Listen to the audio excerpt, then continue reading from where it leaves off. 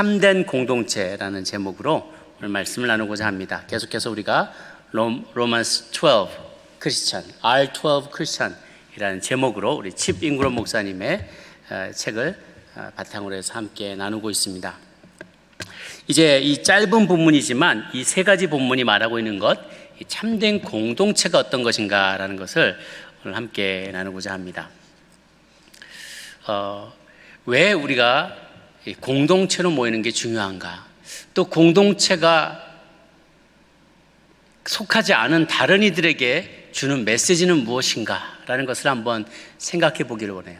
요한복음 13장 34절에서 35절까지를 보면 예수님께서 돌아가기 전에 제자들에게 주시는 귀한 말씀이 있어요.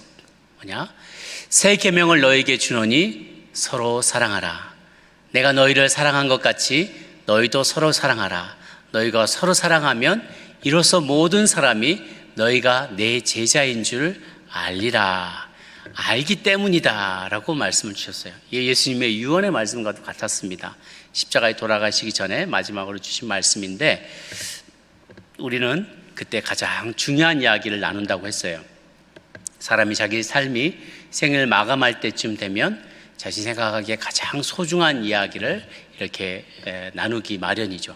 예수님도 돌아가시 전에 가장 소중히 여기는 말씀을 이 제자들을 다 모아놓고 이 말씀을 하셨어요. 서로, 제발 서로 사랑해라. 우리가 잘 알다시피 그 안에 많은 다이나믹이 있었잖아요. 제자들 그룹 가운데 시기도 있고 질투도 있고 막 역동이 다양했어요. 배신자도 있었고, 베드로와 또 야고보와 요한과 이 수제자들인데, 이 서로 간에 누가 앞서고 누가 제일 앞선 제자냐, 가장 사랑받는 제자는 누구냐, 이런 거 가지고 서로 간에 이런 보이지 않는 암투가 있고 질시가 있고 그랬어요. 그럼에도 불구하고 너희들은 서로 사랑해라 라는 이야기를 하십니다. 어찌 보면 교회에서 가장 많이 들으면서도 어떻게 보면 가장 식상하고 그냥 가장 형식적이 되어버린 표현 중에 가장 빈도수가 높은 게 바로 사랑한다라는 거예요. 제 형제의 사랑으로, 주님의 사랑으로 사랑합니다. 형제님 사랑합니다. 반갑습니다. 우리가 축복을 나누는데, 사랑한다는 말이 그 가치가, 그 밸류가 너무 낮아져 버렸어요. 너무 흔하게, 너무 자주, 너무 캐주얼하게 I love you, I love you honey 하고 전화 끊듯이 그냥 마치 굿나잇에 대체되는, 혹은 빠이빠이에 대체하는 말로 그냥 I love you라고 쑥 말하고 그냥 끊어버리는 전화 통화의 내용처럼, 오늘날은 이 사랑하다라는 말, 사랑한다는 말이 굉장히 너무 캐주얼하고 그거의 진정한 의미를 담지 않게 상투적으로 사용되는 용도로 많이 쓰게 됐다는 것이에요.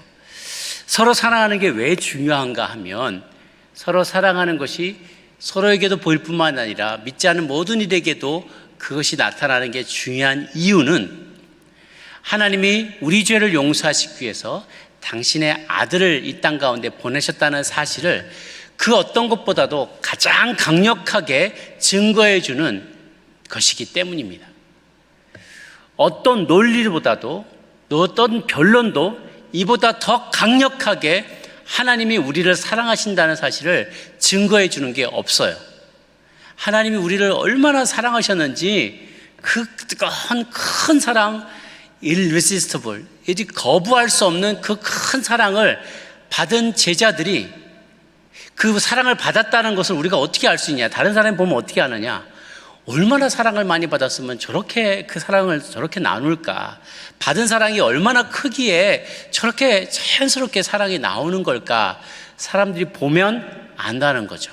우리들의 자녀들 보면은 집안에서 사랑을 풍성하게 많이 받은 자녀들은 굉장히 이렇게 자신감이 있어요. 뭘 하더라도 자신감이 있어요.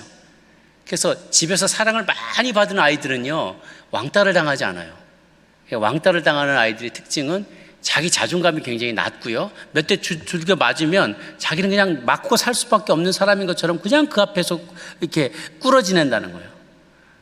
그런데 뭐 이렇게 자랑하는 건 아니지만, 저희 작은 아이가 예전에 초등학교 1, 2학년 때 그 반에서 유명하게 아이들 bully가 있었어요. 아이들 막 때리고 다니는 아이가 있었어요. 근데 엄마들끼리 다 서로 전화를 돌리면서 걔하고 놀지 말자, 걔하고 놀리지 말아라, 걔하고 어디 파티도 하지 말아라, 걔 생일 파티 때 초대도 하지 말아라, 그런 얘기들을 서로 주고받았다 그래요. 제 아내가 모르고 있었어요.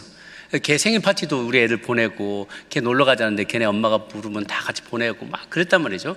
거의 한 학기가 다 지나가서 나중에 엄마들끼리 얘기하다가, 어머, 태산이 엄마 걔네 놀리냐고, 걔네 생일 파티 보내냐고, 걔 나쁜 애라고, 걔 엄청 애들 많이 때린다고 그랬다는 거예요. 그 사실을 나중에 알고 엄마가 깜짝 놀라서 아이한테 물어봤어요. 야, 걔가 너는 안 때리니? 그러니까 아이가 나도 때려. 그런데 나를 자기도 많이 때렸다는 거예요. 근데 어떻게 같이 놀았어? 근데 하나도 안 아파. 그래서 같이 놀았다는 거예요. 그걸 보고 얘의 이러한 자신감은 도대체 어디서 나오는 건가? 저희가 준 것은 아니지만 아마 교회 학교 출석하면서 하나님 사랑 많이 받아서 이 자신감이 넘쳤던 것 같아요. 몇 대 때려도 뭐 몇 대 맞아도 아프지도 않으니까 나는 괜찮다 이거예요. 그러면서 다 이렇게 놀아주는 그 아이의 모습 보면서 저희가 참 많이 도전도 받고 은혜도 받았던 기억이 나는데요. 서로 사랑하는 모습은, 우리가 다른 사람을 열심히 뜨겁게 사랑하는 그 모습은 내가 하나님께로부터 얼마나 많이 사랑을 받았는지에 대한 아주 강력한, 초강력한 이 증거가 된다는 거예요. 얼마나 사랑을 많이 받았으면 저렇게 막 사랑이 뚝뚝 떨어지네, 아주 서로 그냥 좋아 죽네, 좋아 죽어, 막 옆에서 볼 때 신자들이 서로 사랑하고 서로 아껴주고 돌보고 베풀고 나누고 기도해주고 같이 울어주고 병원에 같이 가주고 그런 모습들을 보면서 야, 되게 부럽다. 도대체 저 사람들은 왜 저렇게 서로 죽고 못 살까 생각하고 의심을, 그렇게 궁금해하다가 보면 이게 하나님께 뭔가, 나는 잘 하나님 안 믿지만 하나님한테 받은 사랑이 저렇게 크니까 저러겠구나라고 자연스럽게 그렇게 결론을 내리게 된다는 거예요. 그러니까 어떤 논리보다도 어떤 변론보다도 제자들이 서로 사랑하는 것만큼 하나님의 살아계심과 하나님의 사랑을, 십자가의 사랑을 더 강력하게 증거하는 그런 증거는 없다는 거죠. 이 책에도, 우리 책에도 보면 치빙그로 목사님이 경험한 진정한 brotherly love, 형제 간의 그런 사랑을 처음 이렇게 받았던 것, 그리고 그들이 서로 나누는 것을 증거하는 장면이 나와요. 수련회 같은데 자기는 정말 예수님 믿지도 않지만 농구 교실 같은 수련회인데 이 농구 기술 좀 배워보려고 그 수련회에 참석했다가 아주 유명한 그 풋볼 선수들 2명이 앞에서 가면서 떡대든지 막 엄청나게 근육도 막 이런 떡대들이 두 사람이 떡 가면서 브로 그러면서 서로 대화를 나누는데 이 사람 한 사람의 어떤 갖고 있던 진정한 자신 인생의 큰 내면의 갈등, 이런 이야기들을 막 나누니까 이 형제가 어깨동무를 탁 하면서 걱정하지 말라고, 하나님이 당신 사랑하시고 뭐 이러면서 다 큰 남자들이, 어깨가 덩치가 이런 다 큰 남자들 둘이 서로 어깨동무를 하면서 이렇게 진정으로 진심에서 우러나오는 말로 이 형제를 염려해주고 격려해주고 다독여주고 용기를 주는 그런 모습을 뒤에서 이렇게 따라오면서 그 모습을 보면서 생전 그런 모습으로 그런 거라는 걸 처음 봤다는 거예요. 자기가 봤던 그 운동선수들의 세계는 욕하고 막 치고받기만 하지 진심으로 자기 연약함을 드러내고 또 옆에 사람이 진심으로 그를 위해주고 격려해주고 도닥여주고 이런 모습을 한 번도 본 적이 없다는 거예요. 그러니까 자기가 살았던 이 운동선수의 세계에서는 언제나 센 척을 해야 되고 자신의 약한 모습을 드러내지 않고, 그리고 항상 이렇게 가식에 찬 모습으로 살아왔기 때문에 언제 들통날지 몰라서 늘 두려워했던 거예요. 자기는 항상 이렇게 내면이 불안정해서 안정감이 없었어요. 그런데 그 두 사람이 그렇게 서로 진정한 형제의 사랑을 나누는 것을 보면서 자기는 거기서 희망을 발견했다는 거예요. 꼭 이렇게만 살아야 되지, 이렇게 살아야지 않아도 괜찮은 거구나. 저렇게 서로 형제간에 진정으로 사랑할 수 있구나. 나도 저기에 속하고 싶다. 이런 마음이 들면서 크리스찬의 신앙을 받아들이게 됐다는 이야기를 하는 것을 읽었습니다. 저도 기억이 났어요. 이 글을 읽으면서. 제가 예전에 강남에 청운교회라는 교회가 있어요. 거기에 이제 제가 근처에 초등학교를 다녔었는데, 어느 날 그 초등학교 때 같은 반에 있던 여학생이 저를 그 중등부에 초대를 했던 거였어요. 초등학교 때였으니까 한참 시간이 지났는데 중등부의 그 자기 모임에 자기가들이 무슨 문학의 밤 이런 걸 하는데 저를 초대를 한 거예요. 그래서 그런데 그 문화학교에 가면 준비 모임 같은 게 있으니까 거기 먼저 한번 와서 친구들하고 인사도 하고 선배들 후배들하고 인사도 해보라고 그래서 초대를 한 거예요. 그래서 제가 그때 남중을 다니고 있었는데 이게 그래도 초등학교 때 여자아이가 이렇게 초대를 하니까 야, 얘가 뭐 내가 좋나? 그러면서 혼자 막 이렇게 기분 좋아가지고 거기에 같이 따라갔어요. 갔더니 막 이렇게 제 또래 중학생들이 막 있고 또 고등학생 형들이 아마 기도회를 인도했던가 그랬던 기억이 나요. 근데 거기서 이 아이가, 그 여자아이가, 저를 초대했던 여자아이가 임원이었던 기억이 나요. 그래서 앞에서 이제 기도 인도를 하더라고요. 제가 그때는 이제 성당을 다니고 있을 때여가지고 뭐 잘 이게 같은 이런 기독교적인 문화는 알았지만 이 기도하는 문화는 너무 낯선 문화였어요. 그러면서 이제 기도를 하자고 그러는데 기도 제목을 서로 나누라 그러는 거예요. 그러니까 누가 힘들고 누가 공부하는 때 어렵고 누가 뭐 재정 집안이 어렵고 뭐 이런 얘기들을 서로 막 나눠요.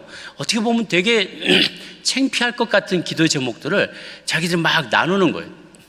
그러면서 우리들이 기도하자 그러는 거예요. 그럼 제가 그때까지 기도를 하면 누가 들은다는 생각을 해본 적이 없어요. 기도를 하면 왠지 경건하게 도 닦는 듯한 느낌을 가지면서 성당에서 기도를 했고 그건 다 형식적인 거고 성모 마리아에게 빌고 뭐 성인들에게 빌고 뭐 그런 기도였지 정말 하나님이 내가 어떠한 필요를 가지고 하나님 앞에 간구할 때 들으신다는 생각을 해본 적이 없어요. 그런데 이 아이들이 그 임원들이 앞에서 인도를 하면서 자 우리 같이 기도하겠으면 하는데 두 가지가 너무나 충격적인 거였어요. 한 가지는 너무 큰 소리를 기도하는 거예요. 막 개구리 떼같이 막 모여서 막 통성 기도를 하는데 너무 충격을 받아요. 이거 광신자들 아니야? 그러면서 제가 그래서 너무 충격을 받았던 게 한 가지였고 더 충격을 받은 건 아이들이 기도를 하면서 눈물을 흘린다는 거예요. 그 중학생 애들이 중학교 1학년, 2학년, 3학년 되는 아이들이 뭔가 친구를 위해서 안 나오는 친구, 막 신앙이 없는 친구들 그리고 이제 문학의 밤에 초대하려고 그러는데 그 초대하려는 친구들 놓고 기도를 하는데 하면서 기도하는데 막 울면서 기도를 하는 거예요. 중학생들이 쟤들이 삶이 왜 그렇게 서글프나 뭐가 그렇게 힘든가 하면서 제가 기도하면서 이렇게 실눈을 뜨고 이렇게 봤는데요. 정말 진심으로 기도하는 게 보였어요. 그래서 제가 그때 충격을 받고 무언가 있구나. 진짜 여기에 뭔가 있구나. 그런 생각을 하면서 조금씩 더 이렇게 신앙에 가까이 나갔던 기억이 납니다. 나중에는 이제 대학부에 들어갔을 때에도 다른 교회 이제 대학부에 서문교회라는 곳에 제가 대학부에 들어가서 서로 교제를 하는데 우리 친구들끼리 같이 학사가 있어요. 인후학사라는 곳에 같이 공동생활을 하면서 같이 음식도 나눠 먹고 떡볶이도 순대도 라면도 같이 끓여 먹고 재정도 나누고 삶도 나누고 책도 빌려보고 옷도 바꿔보고 있고 그렇게 공동생활을 하면서 야 참된 공동체는 이런 거구나 라는 것을 경험하고 또 신학교 가서도 그 기숙사 생활하면서 참 나와 다른 완전 저 깡촌에서 와서 맨날 사투리만 쓰면서 말하는 전도사님, 동료 전도사님들이 어찌나 그렇게 서로 사랑하는지 어떤 제 옆에 있던 룸메이트가 제가 3명이 살았는데 누가 한 사람이 불이 잘 안 보이고 안 보인다 그러니까 그럼 내 거 쓰라고 그러면서 그냥 스스럼 없이 자기 쓰던 스탠드를 그냥 옆 사람을 주는 거예요. 그리고 자기는 컴컴한 데서 그냥 봐요. 괜찮냐고. 나는 눈이 밝아서 좋다고. 그럼 보면서 이 사람들은 정말 달나라에 사는 사람인가. 저도 같이 전도사면서도 시골에서 올라온 전도사님의 믿음이 얼마나 순수하고 또 서로를 배려하는 마음이 또 얼마나 그렇게 순수한지 지금 생각해도 참 이해가 되지 않을 정도로 그런 모습을 보고 야 참된 공동체는 그리스도인의 공동체는 이런 거구나라는 것을 깨닫게 됐던 기억이 납니다. 미국 목사님들이요 한 5년 내에 사역을 그만두는 경우가 참 많다고 해요. 신학을 하고 처음 이제 목회지에 부임하고 나서 한 5년 내에 사역을 그만두는 비율이 굉장히 높다고 해요. 그러고 나서 이제 세상 직업으로 가시는 거예요. 왜 그런가 보니까 이게 한국 목회자들보다 미국 교회가 더 많거든요. 훨씬 더 많아요. 왜 그런가 보니까 너무 외롭기 때문에 그렇다는 거예요. 저희들은 계속 소그룹 모임도 있고 셀 모임이 있고 또 여러 가지 기도 모임도 있고 성경 공부 모임도 있고 그런데요. 미국 교회는 그런 게 그렇게 많지 않거든요. 동역 소그룹 같은 것도 많지 않고 그래서 일주일에 한 번 딱 모이는 거예요. 그러니까 목사님들이 일주일에 설교 딱 하고 빠이빠이 하고 나면 일주일 내내 성도들을 볼 일이 없어요. 그러니까 너무 외로운 거예요. 서로 간에 지지고 서포트 그룹도 없고 그러다 보니까 죄에 빠지기도 하고 이런 일들이 굉장히 우리를 어렵게 또 그들을 어렵게 한다고 합니다. 저희 안에는 다양한 소그룹들이 있어요. 동영 모임이 있고 또 스텝 모임도 있고 저희 당회 모임도 있고 기도 모임, 큐티 모임, 뭐 사역 모임 참 많은 모임들이 있습니다. 그런데 한번 진지하게 생각해 보자는 거죠. 오늘 본문을 묵상하면서 그 모임이 내가 속한 이 모임에 진정으로 기도와 나눔과 섬김과 사랑과 동역이 있는 모임인가? 한번 생각해 보자는 거예요. 3개월 정도, 이제 4개월, 3, 4, 5, 6, 이제 4개월을 넘어가고 있는데요. 4개월 동안 모이지 않았는데, 물론 이제 우리가 줌으로도 모이긴 했지만, 모였을 때, 활발하게 모였을 때와 모이지 않았을 때 나의 삶에 느껴지는 그 마음에 아무런 빈 공간이 없다. 아무런 차이가 없다. 그 말은 있으나마나한 모임이라는 거잖아요. 그렇게 4개월 정도를 모이지 않았는데 내 마음에 갈급함이 없다. 그들이 어떻게 지내고 있는지 나는 궁금하고 내 이야기를 나누고 싶고 그들과 간증을 나누고 싶고 이런 열정이 없고 뭐 있을 때나 없을 때나 별 차이 없네. 이런 생각이 든다면 그건 참된 공동체가 아니라는 것이죠. 여러분은 참된 공동체에 속해 있습니까? 내가 어려움에 빠질 때 가장 먼저 생각나는 사람들은 누구인가요? 혹은 누군가 어려움에 빠졌다는 소식을 들었을 때 가장 먼저 달려가야 될 사람이 마땅히 나다라고 생각되는 그런 그룹이 있습니까? 한번 돌아보는 시간이 되기를 원해요. 그래서 오늘 우리 9절에 보면 사랑에는 거짓이 없나니 악을 미워하고 선에 속하라 하면서 우리 공동체에 가장 필요한 것이 진정한 사랑이라는 것을 얘기합니다. 진정성과 순결함, 사랑에 거짓이 없다. Love must be sincere. 사랑은 신실한 것이어야 된다. 진정한 것이어야 된다. 진정성이 있어야 된다는 거예요. 한마디로 가식이 없는 마음으로 서로를 사랑하라는 거죠. 이 로마서의 독자가 된 로마의 그리스도인들은 그리스와 로마에 아주 유행하는 많은 연극 같은 거를 보아온 사람들입니다.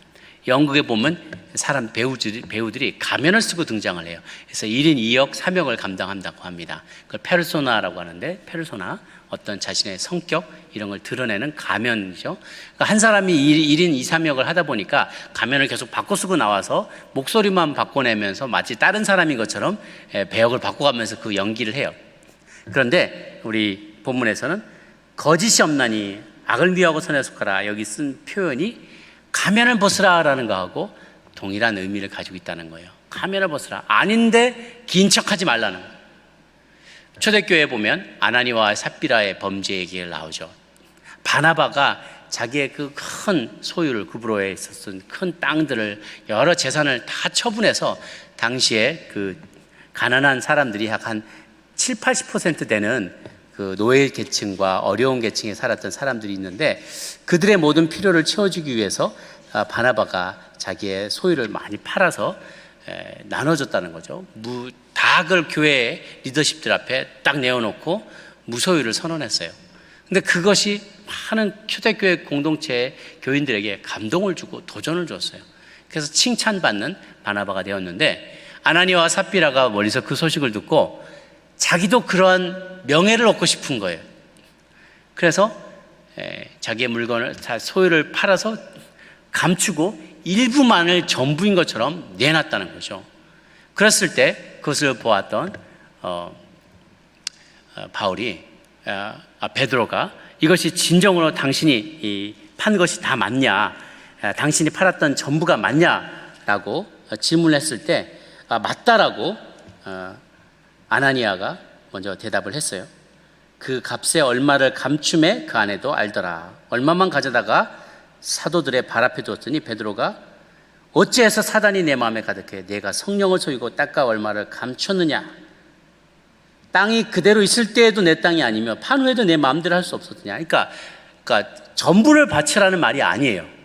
전부를 바치지 않았다고 뭐라고 한 게 아니라 일부만 감춰놓고 이거를 전부라라고 말하면서 성령을 속였다는 것이, 이것이 초대교회가 형성되고 나서 기록된 가장 첫 번째 공인된 1호 범죄에 해당돼요. 이렇게 초대교회가 생겨났을 때 가장 처음 지은 이 죄에 대해서 성령님은 아주 엄격한 잣대를 들이댔다는 거예요. 그것은 앞으로 오는 세대에서 이렇게 앞으로 계속되게 될 교회와 하나님의 그 믿음의 반석에 해당되는 이 교회가 어떻게 하나님 앞에 순결함을 지켜야 될지를 가르쳐주기 위해서 어떻게 보면 이 진정성과 순결함이 얼마나 있느냐라는 것을 아주 중요한 잣대로 보았다는 것이죠. 아나니아도 그 잣대에 못 미쳤어요. 삽비라도 함께 공모했어요. 좋은 인상을 주면서 자신의 은밀한 죄를 숨기고자 할 때 하나님께서 그것에 대해서 가식을 벗어라, 가식의 죄를 벗어라 라고 정죄했다는 거예요. 그의 영이 즉시 떠나가고 그는 엎드러져 혼이 떠나 죽게 되었고, 그 나중에 들어온 아내도 그 사실대로 똑같이 사실을 말하지 않고 거짓말을 하고 나서 그 혼이 떠나가 두 사람 모두 죽게 되는 일이 일어나게 되었죠. 비극적인 일이 벌어졌죠. 온 교회와 이 일을 듣는 사람이 다 크게 두려워하게 되었더라라고 했어요. 하나님 앞에 진정성 없는 어떤 행위, 그리고 순결하지 못하는 마음, 이 모든 마음을 하나님 미워하시고 그 악을 미워하고 선에 속하라라고 이야기하신다는 거예요. 그래서 우리가 흔히 묻는 질문은, 하나님, 목사님 혹은 장로님, 어디까지 가야 죄라고 안 그럴 수 있나요? 우리가 남녀가 교제할 때 결혼하지 않았는데 어디까지 해도 괜찮나요? 어디까지 접촉을 해도 괜찮나요? 거짓말을 어디까지 하면 거짓말이라고 이게 야단맞지 않을까요? 책망받지 않을까요? 어디까지 하면 사람을 속인 게 되고 어디까지 하면 그걸 속인 죄가 아닌가요? 우리가 항상 질문하는 거는 보더라인까지 가기를 원해요. 어떤 생각까지 해도 이게 음란한 게 아닌가요? 영화는 어디까지 봐도 되나요? 그러면서 자꾸만 죄와 가까이 가면서 어디까지 넘어가면 딱 떨어지지 않나? 그 경계를 우리는 궁금히 여겨요. 그러나 그게 중요한 게 아니라 방향이 잘못됐고 질문이 잘못된 거예요. 어디까지 해야 우리는 더 순결함과 더 의로움에 가까이 갈 수 있나요? 어떤 것을 실천해야 될까요? 이렇게 우리는 점점 더 깨끗한 것으로, 더 순결한 것으로, 신실한 방향으로 옮겨가야만 한다는 거죠.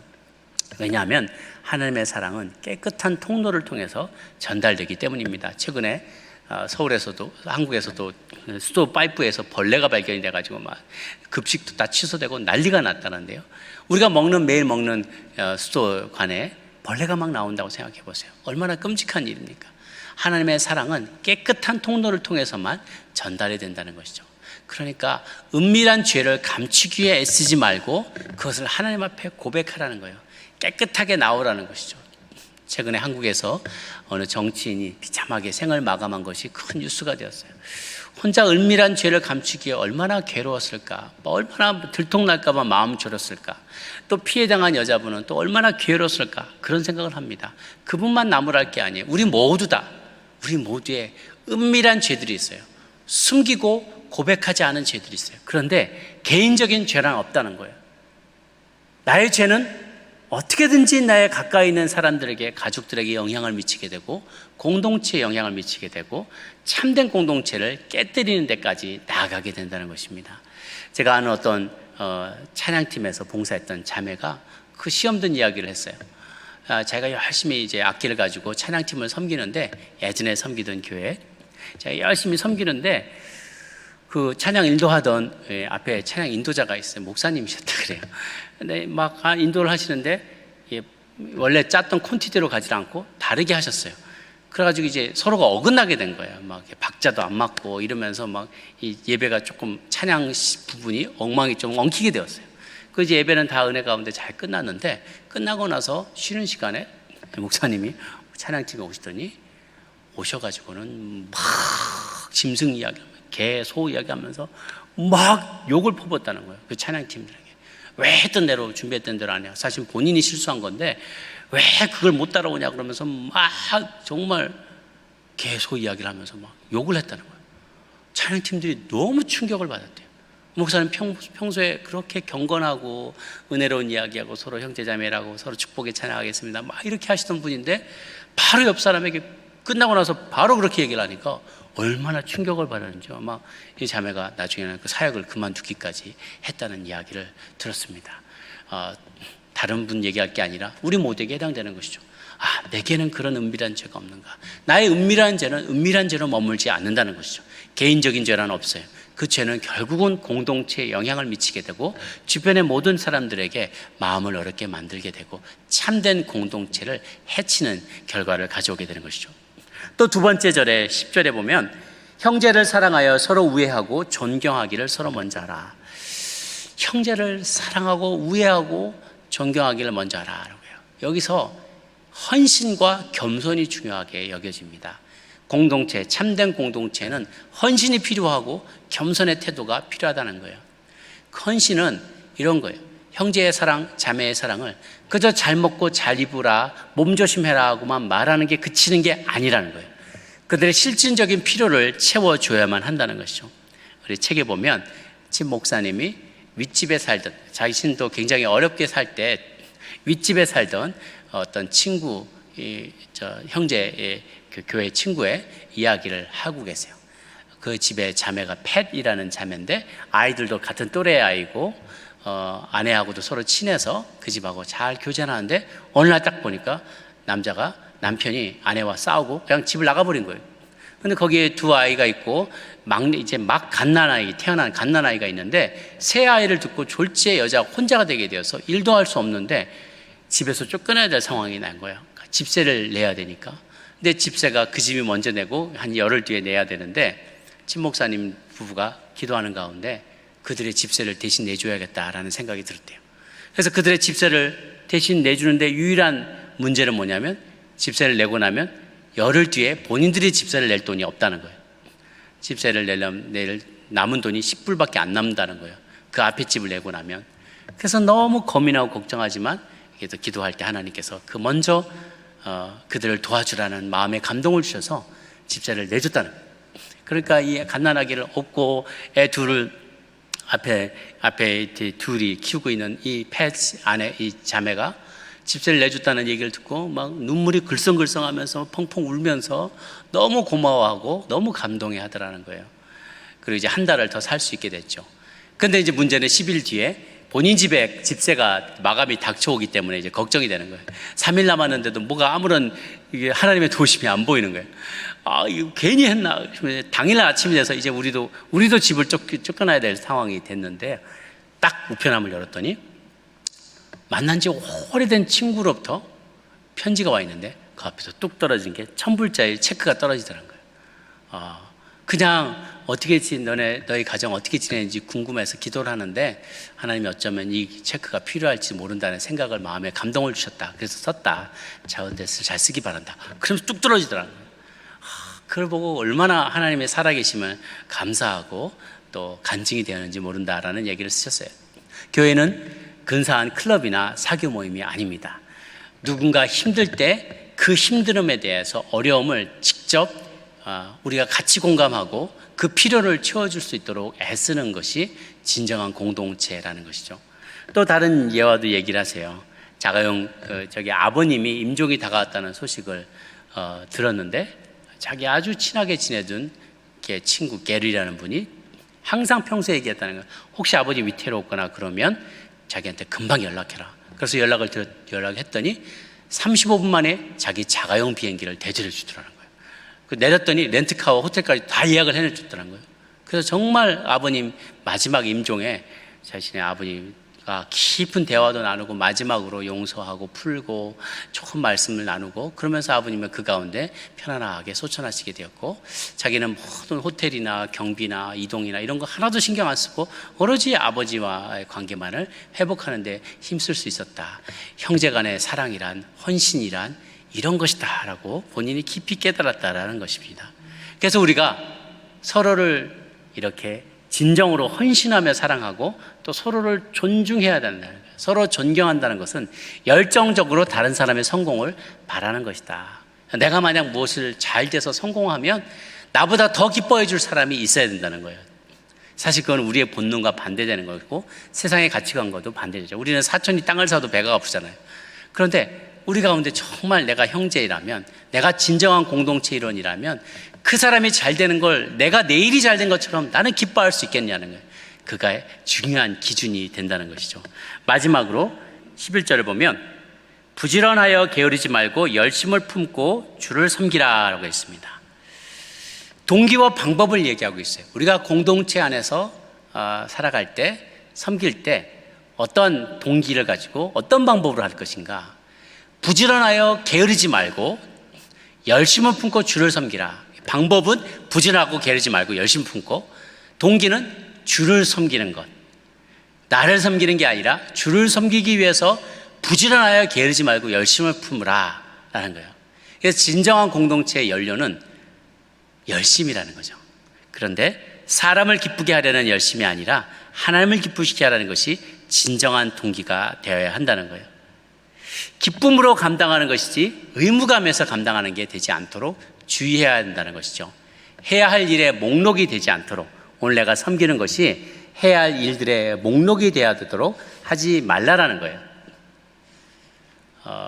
친 목사님이 대학생 때 이제 열심히 이제 막 한참 신앙이 막 부릴 듯이 일어날 때 막 남들보다 암송구절도 많이 오고 봉사도 많이 하고 전도도 많이 하려고 했는데, 그 학기가 끝날 때 리더였던 조언이 이 세 가지 말씀을 줬다 그래요. 갈라디아서 1장 10절 말씀, 세 번역 말씀인데요. 내가 지금 사람들의 마음을 기쁘게 하려고 하고 있습니까? 아니면 하나님의 마음을 기쁘게 해드리려고 하고 있습니까? 아니면 사람의 환심을 사려고 합니까? 내가 아직도 사람의 환심을 사려고 하고 있다면 나는 그리스도의 종이 아닙니다. 또 하나는 요한복음 5장 44절, 너희는 서로 영광을 주고받으면서 오직 한 분이신 하나님께 주시는 영광을 구하지 않으니 어떻게 믿을 수 있겠느냐. 그리고 마지막으로 누가복음 16장 15절에 그래서 예수께서 그들에게 말씀하셨다. 너희는 사람들 앞에서 스스로 의롭다고 하는 자들이다. 그러나 하나님께서는 너희의 마음을 아신다. 사람들이 높이 평가하는 그러한 것은 하나님이 보시기에 혐오스러운 것이다 라고 얘기를 해요. 동기가 무엇인가? 하나님을 섬기려는 것이냐, 나 자신을 높이려는 것이냐, 공동체 안에서 그것이 큰 차이를 가져온다는 거예요. 얼마 전에, 요즘 그거 아십니까? 저희 교회 주차장에 잡초가 자라고 있다는 사실을. 차들이 안 다니니까 그 사이사이에 마치 그 미국 영화에, 헐리우드 영화에 보면 말세에 대한 영화들 나오는 거 보면 LA 도로 한복판에 풀이 자라고 막 이런, 뉴욕 그 브로드웨이에 풀이 자라고 막 이런 장면들이 많이 나오잖아요. 그런 것처럼 저희 교회 주차장에도 풀이 자라요. 잡초가 자라요. 이게 그거 볼 때마다 우리가 마음이 막 아프고 이게 막 도로도 갈라지고 그러는데, 최근 들어서 조용히 와서 교회 주변에 잡초도 다 뽑고 가시고 꽃도 심으시고 씨앗도 뿌리고 그런 분들이 계세요. 조용히 섬기시는 거죠. 제가 연락드려 보니까 그냥 그게 제 기쁨이어서 그렇게 합니다 라고 얘기를 하시고 마세요. 그런 게 아닌가. 누가 보았기 때문에, 누가 봐주기 때문에 그 일을 하는 게 아니라 누가 보든지 안 보든지 그게 나의 기쁨이고 그게 나의 마음의 순수한 동기이기 때문에, 주님을 섬기는 행위가 나의 순수한 기쁨이고 동기이기 때문에 그 일을 하는 그런 사람이 되어야 한다는 거죠. 교회 공동체는 그런 사람들에 의해서 세워져 간다는 거예요. 비록 그것이 내게 경제적인 혜택으로 돌아오지 않는다 해도 그것 자체가, 섬기는 것 자체가 내게 기쁨이 되면 좋다는 거예요. 그러한 열심이 교회 성장의 동력이 되고 연료가 되고 재료가 된다는 것입니다. 내 마음이 어떤지를 잘 알 수 있냐면, 내가 진정으로 전심을 다해서 주님을 위해 교회를 섬기고 이웃을 섬겼는데, 이제 그게 내가 정말로 그 진심에서 우러나와서 그 일을 섬겼는지를 알 수 있는 비결은 뭐냐면, 좋은 방법은 뭐냐면, 그 일이 끝나고 났을 때 사람들이 나의 수고에 대해서 합당한 대우를 하지 않거나 완전히 무시할 때 나타나는 나의 반응이에요. 내가 열심히 섬겼는데 아무도 내게 잘했다고 칭찬하거나 수고했다고 말해주지 않는다고 해서 내 마음이 섭섭해지냐, 아니면 그러지 않더라도 늘 나는 기쁘고 감사하고 하나님께서 보시고 아신다라는 생각을 하느냐라는 것이죠. 여러분, 내가 아직도 사람의 환심을 사려고 하고 있다면 나는 그리스도의 종이 아니다라고 갈라디아서 1장 10절은 말하고 있습니다. 사랑하는 여러분, 이 세 절의 말씀을 읽으면서 내가 정말 참된 그리스도의 공동체에 속해 있는지, 그렇게 속해야 할 만한 속한 사람으로서의 합당한 행동을 하고 있는지를 돌아보기를 원합니다. 첫 번째는 진정한 사랑, 순결한 사랑을 베풀어야 한다는 것입니다. 두 번째는 참으로 헌신되고 겸손한 마음으로 다른 이들의 필요를 채우느냐라는 것입니다. 세 번째는 순전한 동기를 가지고 열심히 주님을 섬기냐라는 것입니다. 이 세 가지가 여러분의 삶 가운데 끊이지 않음으로 우리 교회 공동체가 참되고 진정한 공동체로 거듭날 수 있게 되기를 간절히 바랍니다. 기도하겠습니다.